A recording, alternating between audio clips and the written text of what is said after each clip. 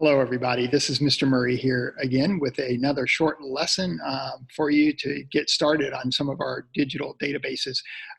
Today, what I want to show you is how to use Gale Virtual Reference Library, GVRL. What I would suggest this is for is, let's say you've been asked to research a topic for a class. A lot of people go right to Google, which is fine. But if you've ever done some searches on Google, sometimes you get overwhelmed with the amount of hits that you get. And also then you have to sort through them and figure out which ones you think your teacher would accept as authoritative, meaning they come from like a reputable source, et cetera. So I want to give you a real handy source to go to, which are authoritative. They're books that have been published by an academic publisher, and that's the Gale Virtual Reference. And the other thing that's really great about Gale Virtual Reference, it does your citations for you, and it also has an automatic link where you can upload it right to your drive. And I'll show you that real quick. And just give you a brief introduction to it. So first, you have to know how to get to it. To do that, you got to go to the library homepage, and notice here in Google, I've put UHS Library. And if you click on that and hit search, you will see that we are the first result that comes up. So I'm going to click on it, and you'll know you're in the right place because of the photo of the inside of the library where I'm sitting. Now, come down the page just a little bit to this section, Digital UHS Library Digital Resources. I've posted a YouTube video on eLibrary, and today I want to show you Gale Virtual Reference Library. Now I'm going to click on it, and it should open automatically because I'm in the building. You're working remotely or you're outside the building, it's going to ask you for a username and or a password. And I can email me at mmurrey@usd116.org. That's mmurray@usd116.org, and I would be happy to provide that for you, or have your teacher contact me and we can put those in Clever or your Google Classroom. Those are sites where everyone in the world can't see them, just the people who are students at the school. So without further ado, let's take a look at Gale Virtual Reference Library. You click on it, and you can see the thing I really love about Gale Virtual Reference Library is it covers all kinds of academic topics, things that you would be studying in school, from your English language classes to history to social studies, social sciences, et cetera. And it's a vast library. And the other thing is that it's really nice. You notice it says ebooks.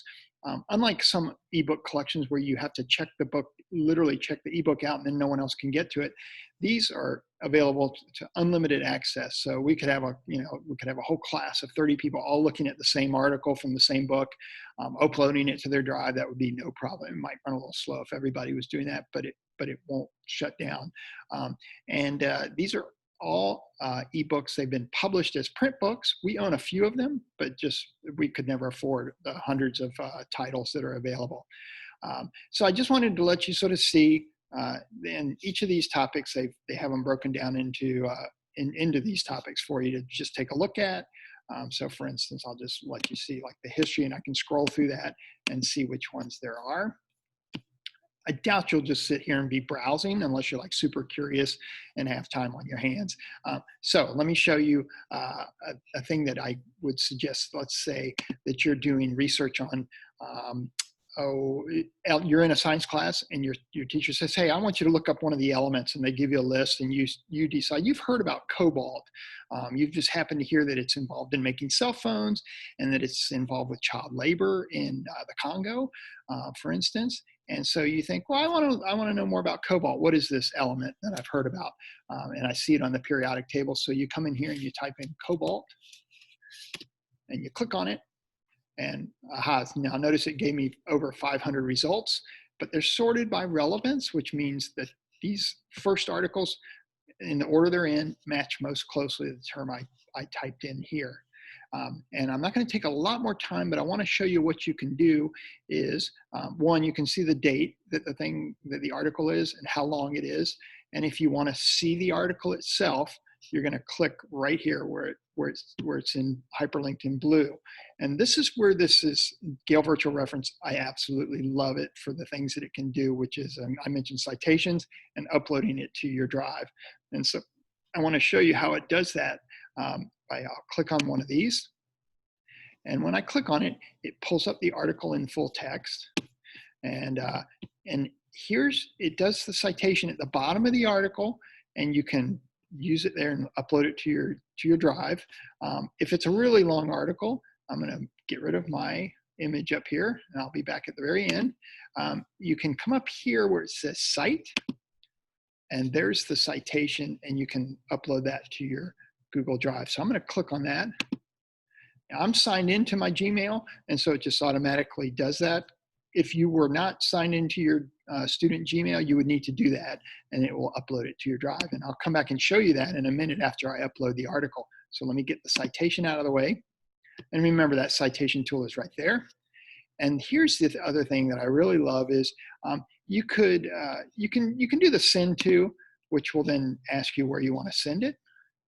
But once you've used it a while, you'll notice right here are these opportunities to download it, print it, email it. And I would highly recommend using your Google Drive. And you click there, and it says, okay, it's sent it to your drive, and it'll appear there shortly. So let's have a look. And I'm going to show you in my Google Drive. So let's see if I can get back here. Hello again. So if I go to my drive, you'll notice there's Gale Ebooks, and hopefully that article, there's the article in Cobalt that I just uploaded to my drive. And notice it's all there. It looks the same as it did in the book. Maybe the font's a little easier to read, and it's a Word document or a Google Doc, so you can download it and use it that way. And the citation is also there. And so if you're like me and you really hate doing citations because they're so painstakingly detailed and you have to get everything right, this is a great tool to have. So that is, again, just a reminder, Gale Virtual Reference Library, GVRL. It's linked on the library webpage, just down the page under our digital resources, and it's right there. And last thing is, you will need to have a username and password to get to it when you're outside of the building. And I just want to thank you, and I hope this has been helpful, and I hope to see you all soon again. Take care, and goodbye.